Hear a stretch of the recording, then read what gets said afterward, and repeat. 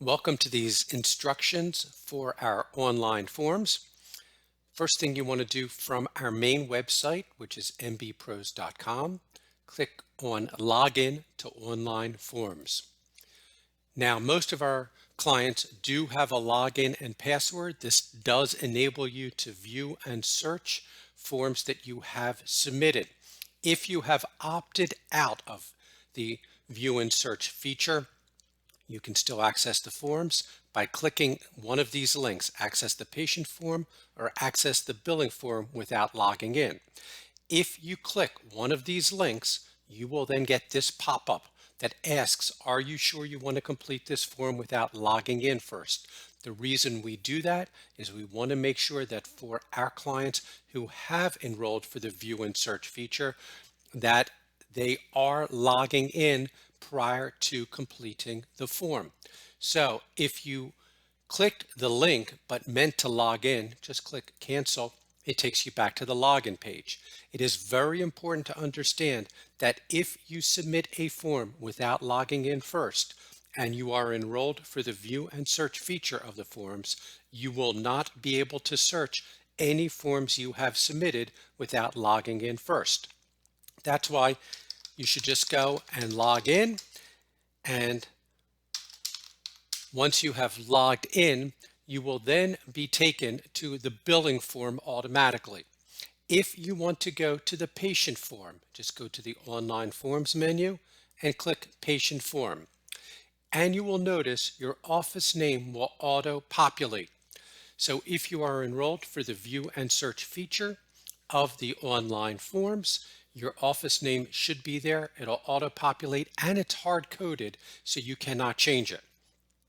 On the patient form, any fields that are required you will see. It's very important where it says enter the patient's first name first and last name last. You do that and make sure the name you enter matches the patient name exactly as it appears on the patient's insurance card. For example, if on the patient's insurance card it says John R. Smith and the R stands for Robert, and you know the patient as Bobby Smith because he goes by his middle name but goes by Bobby, you do not enter Bobby Smith here. You would have to enter either John Smith or John R. Smith, but do not enter Bobby Smith. So always make sure you have a copy of the patient's insurance card so you can check the name as it appears on the card. And if you scroll down, patient date of birth, you can enter the name or you can choose it from the calendar. And the patient email address. This field is to be completed only by providers enrolled for Bill Flash electronic patient statements. If you are not enrolled for Bill Flash electronic patient statements, do not complete this field. Then you have the primary insurance information fields. Almost all of this is self-explanatory. It asks, is the patient the insured? In other words, let's just say that the insured is a spouse or a parent.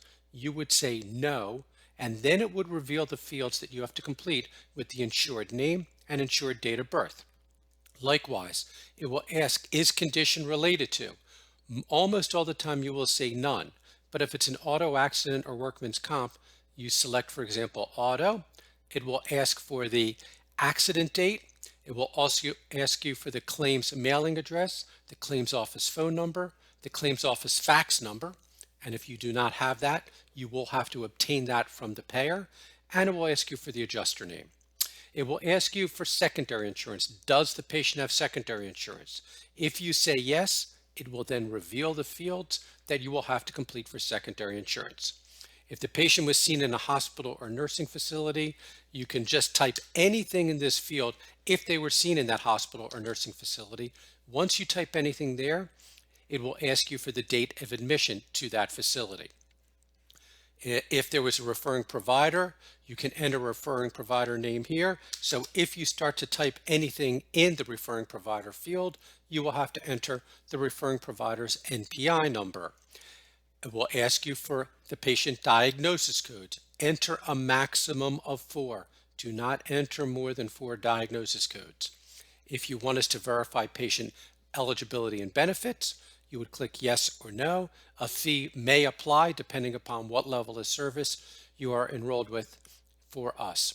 If there's any additional information you want to provide, you can provide it here. For example, maybe you will type referral number 1234567, good for 8 visits from 5/7/21 to 8/7/21. You could type something like that and you would click submit.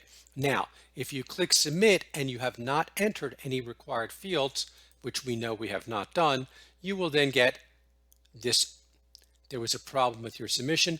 Please review the required fields below. And any fields that are required, you will see you will have to complete before you can complete the form.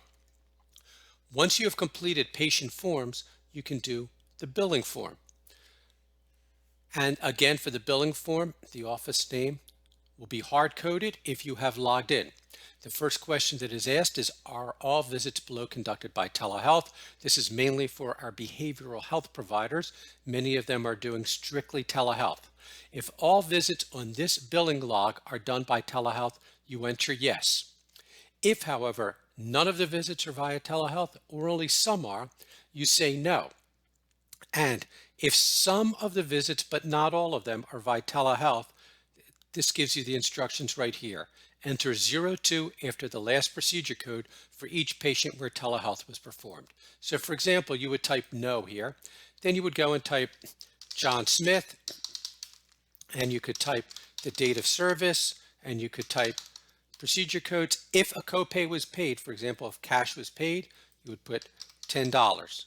Okay. If the diagnosis codes have changed since the last time, you would enter the new diagnosis codes here. If there's another patient, you can enter the next patient. And what happens is once you type anything in the patient number 2 field, the rest of the fields for patient number 2 are revealed. So we can go and type here. And again, the instructions are, let's say this patient was seen by telehealth, you would type then 02 in parentheses like that. If the patient paid a copay, let's say it was by check, and you can do that. If, again, new diagnosis codes. Now we'll go on to patient 3. And again, by typing anything there, it will reveal the additional fields. Okay, and we'll do telehealth again, and we'll say credit card. And in this case, I'm going to say $100.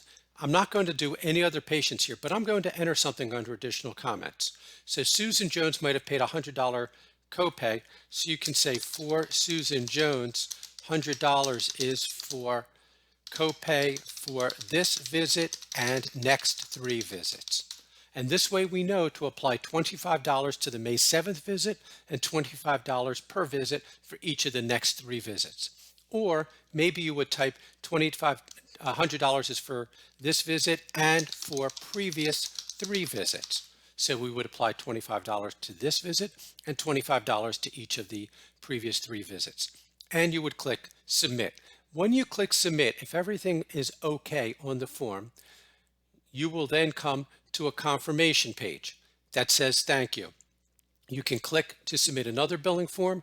If you have logged in, you will not be able to go and click to view and print your PDF form. However, if you have logged in, you can go under online forms, you can search your patient forms, you can search your billing logs. For example, if we want to search patient forms, the first thing that I want to point out is you have unarchived, archived, and all. After we have entered information from a form, we have archived it. So we always recommend, if you want to search, that you change it to all. And what you can do here is, let's say you wanted to search for Michael Williams. You can type in Williams and you click the hourglass there to see if anything is there. There is Michael Williams. You can also just type MIC.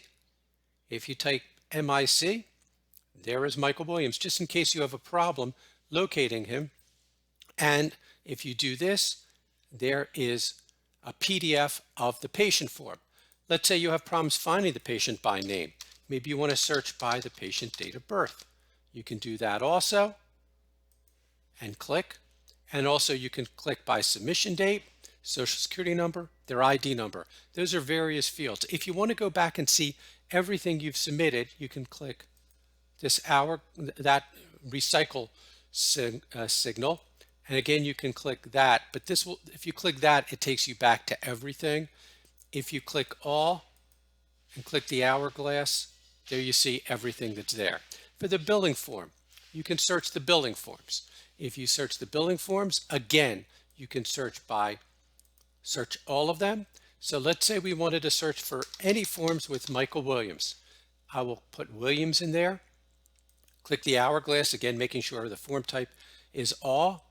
And here is the form we submitted today. There was a form submitted yesterday. So if I click this PDF, it comes up. You see what you have submitted for the day, patient name, date of service, procedure codes, what the copay paid is. If there's a 02 you entered, you see that there, and you see the special note.